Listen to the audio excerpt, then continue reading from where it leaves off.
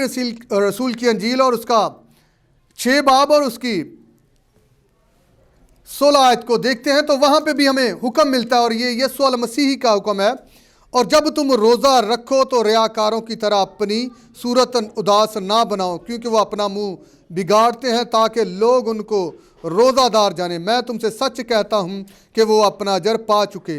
बल्कि जब तू रोज़ा रखे तो अपने सर में तेल डाल और मुंह धो, ताकि आदमी नहीं बल्कि तेरा बाप जो पोशीदगी में तुझे रोज़ादार जाने। इस सूरत में तेरा बाप जो पोशीदगी में तू देखता है तुझे बदला देगा। सो मत्ती 6 बाब में भी हमें रोज़े के ही वाला से मिलता है कि हमने किस तरह से रोज़ा रखना है। हमने दुनिया के लिए नहीं रोज़ा रखना, अपने नजात दहिंदा के लिए रोज़ा रखना है, अपने लिए रोज़ा रखना है और उससे मांगना है। दुनिया की चीज़ें नहीं, बल्कि हमारा जो आसमानी बाप है वो कहता है, वो फरमाता है कि जो ज़मीनी है वो ज़मीनी बातों के ख्याल में रहते हैं, मगर जो आसमानी है वो आसमानी बातों के ख्याल में रहते हैं। तो ज़रूरत इस अमर की है कि हमने जब रोज़ा रखना है तो जिस तरह से कलाम खुदा फरमाता है उस तरह से रोज़ा रखना है, और रोज़ा रख के हमने खुदा से उसके पाक रूह को मांगना है, ताकि हम बहुत सी जानों को जीतने का वसीला और सबब बन सकें। सो मेरे अजीज़ों, हमने जब रोज़ा रखना है तो अपनी बड़ाई के लिए नहीं रखना, ना अपने आप को दिखाने के लिए, लोगों को दिखाने के लिए कि हम रोज़ादार हैं, हम बड़े रासबाज हैं, बल्कि हमने रोज़ा किसके लिए रखना है? अपने नजात दहिंदा के लिए रखना है। दुनिया हमारी तारीफ़ करे कि ये वाकई मसीह लोग हैं। हमने दुनिया को, लोगों को दिखाने के लिए नहीं कि मैं बड़ा रासबाज हूँ, मैं बड़ा रोज़ेदार हूँ। जैसे कलाम मुक़द्दस बयान करता है कि जब तुम रोज़ा रखो तो रियाकारों की मानद अपनी सूरत ना बिगाड़ो, बल्कि हमने पोशीदगी में खुदा से मांगना है और खुदा के लिए रोज़ा रखना है, उससे बरकत को लेना है, नजात को लेना है, शफा से लेना है, शफा को लेना, और दूसरों के लिए हमने नमूना बनना है।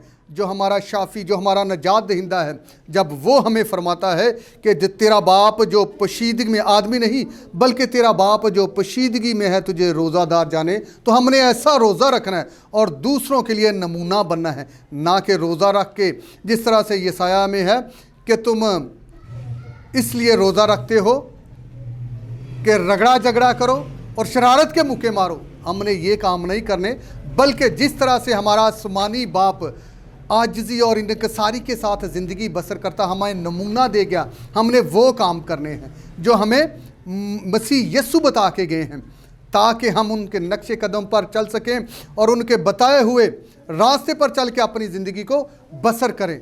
महज रोज़ा इसलिए नहीं कि हम शाम को एक बड़ा दस्तरखान लगा के बैठ जाएं।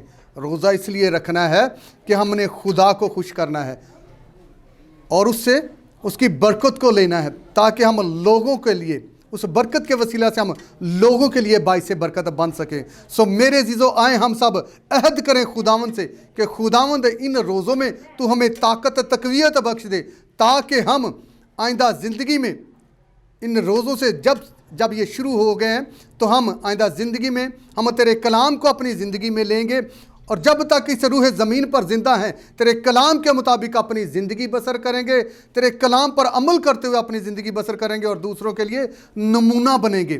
तो आए मेरे अजीज़ों, हम सब अहद करें और खुदा से इल्तिजा करें कि खुदावंद इन रोज़ों में हमें हमेशा कलाम पर चलने की ताकत और तकवीयत बख्शे और हम इन रोज़ों को रख के उसके पाक रूह को हासिल कर सकें।